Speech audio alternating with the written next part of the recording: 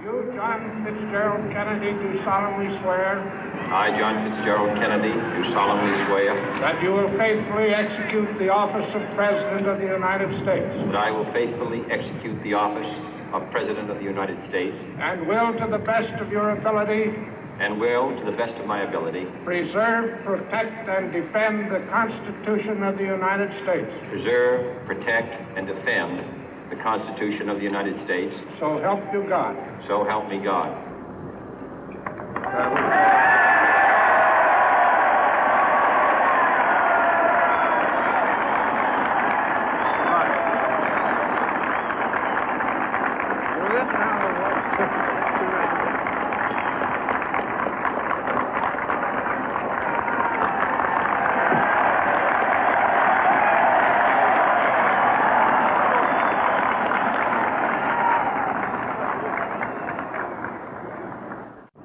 Vice President Johnson, Mr. Speaker, Mr. Chief Justice, President Eisenhower, Vice President Nixon, President Truman, Reverend clergy, fellow citizens.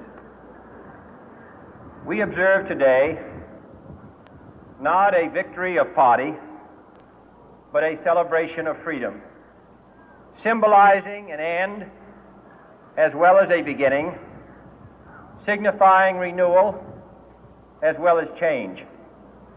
For I have sworn before you and Almighty God the same solemn oath our forebears prescribed nearly a century and 3/4 ago.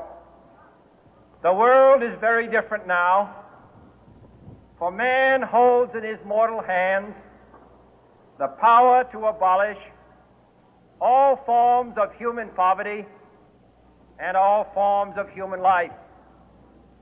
And yet the same revolutionary beliefs for which our forebears fought are still at issue around the globe.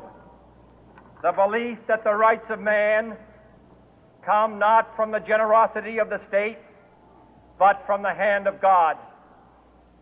We dare not forget today that we are the heirs of that first revolution.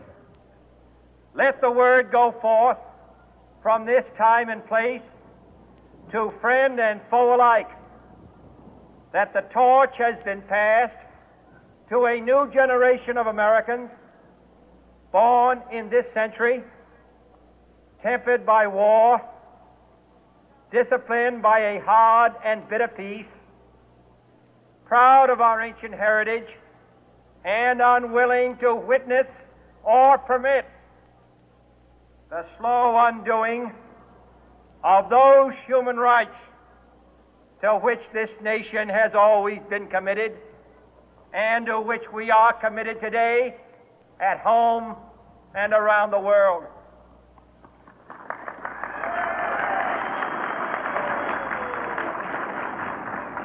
Let every nation know, whether it wishes us well or ill, that we shall pay any price, bear any burden, meet any hardship, support any friend, oppose any foe to assure the survival and the success of liberty.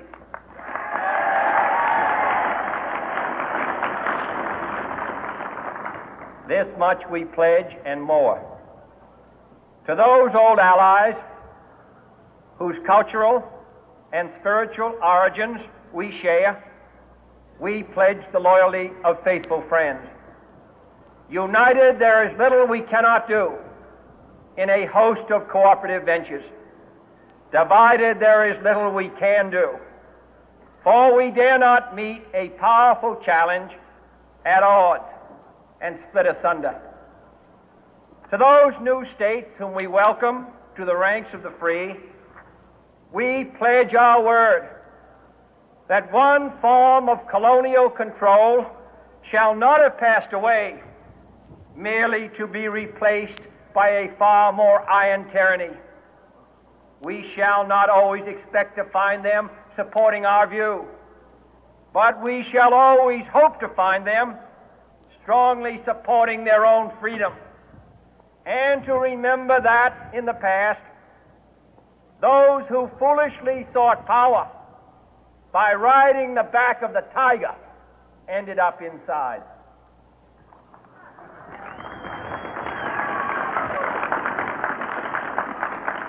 To those people in the huts and villages of half the globe struggling to break the bonds of mass misery, we pledge our best efforts to help them help themselves for whatever period is required, not because the communists may be doing it, not because we seek their votes, but because it is right. If a free society cannot help the many who are poor, it cannot save the few who are rich.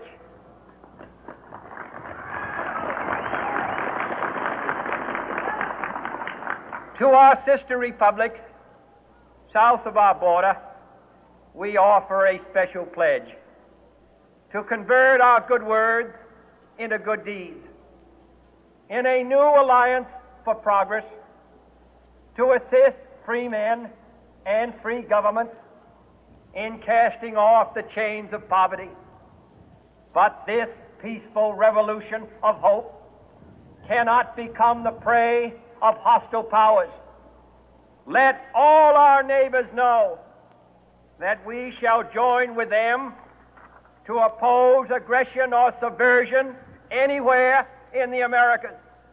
And let every other power know that this hemisphere intends to remain the master of its own house.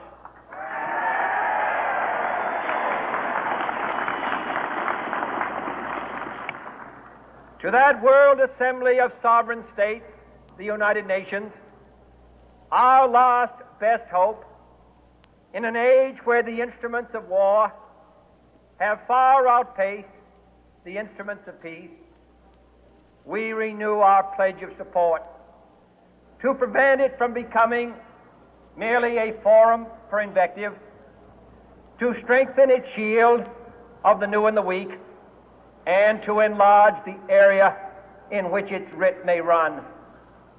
Finally, to those nations who would make themselves our adversary, we offer not a pledge, but a request that both sides begin anew the quest for peace. Before the dark powers of destruction, unleashed by science, engulf all humanity in planned or accidental self-destruction, we dare not tempt them with weakness, for only when our arms are sufficient beyond doubt can we be certain beyond doubt that they will never be employed. But neither can two great and powerful groups of nations take comfort from our present course, both sides overburdened by the cost of modern weapons, both rightly alarmed by the steady spread of the deadly atom, yet both racing to alter that uncertain balance of terror that stays the hand of mankind's final war. So let us begin anew, remembering on both sides that civility is not a sign of weakness, and sincerity is always subject to proof.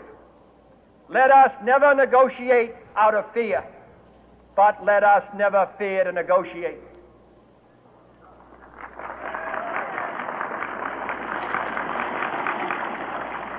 Let both sides explore what problems unite us, instead of belaboring those problems which divide us. Let both sides, for the first time, formulate serious and precise proposals for the inspection and control of arms, and bring the absolute power to destroy other nations under the absolute control of all nations.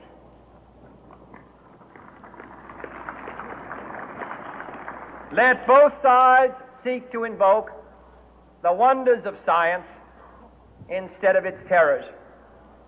Together, let us explore the stars, conquer the deserts, eradicate disease, tap the ocean depth, and encourage the arts and commerce.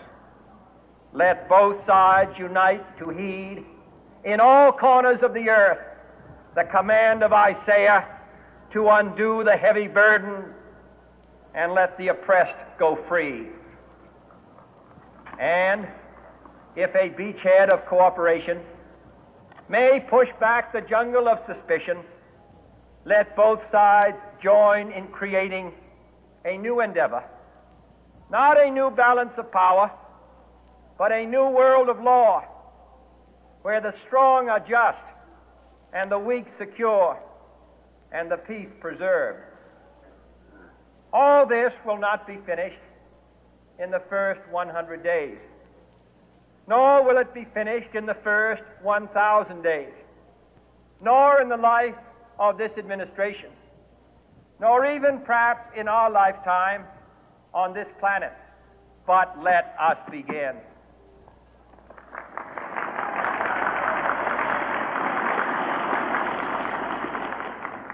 In your hands, my fellow citizens, more than mine, will rest the final success or failure of our course.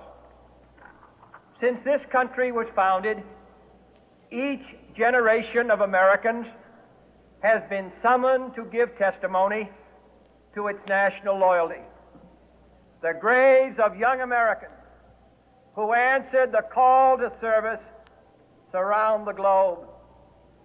Now the trumpet summons us again, not as a call to bear arms, though arms we need, not as a call to battle, though in battle we are, but a call to bear the burden of a long twilight struggle, year in and year out, rejoicing in hope, patient in tribulation, a struggle against the common enemies of man, tyranny, poverty, disease, and war itself.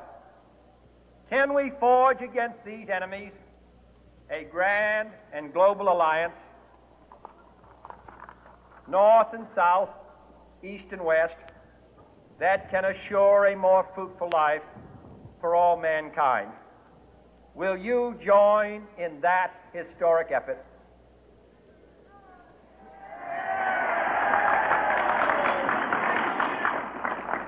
In the long history of the world, only a few generations have been granted the role of defending freedom in its hour of maximum danger. I do not shrink from this responsibility. I welcome it.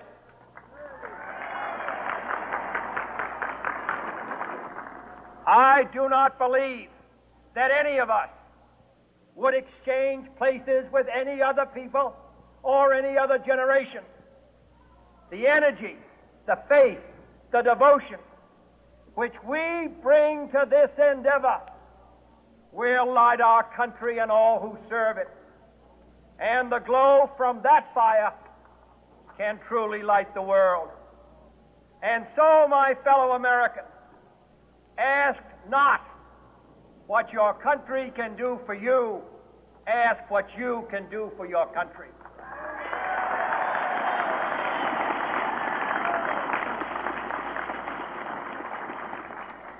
My fellow citizens of the world, ask not what America will do for you, but what together we can do for the freedom of man.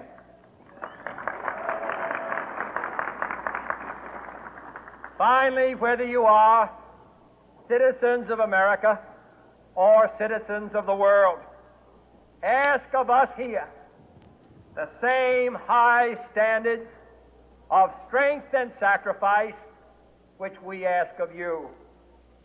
With a good conscience, our only sure reward, with history the final judge of our deeds, let us go forth to lead the land we love, asking His blessing and His help, but knowing that here on earth God's work must truly be our own.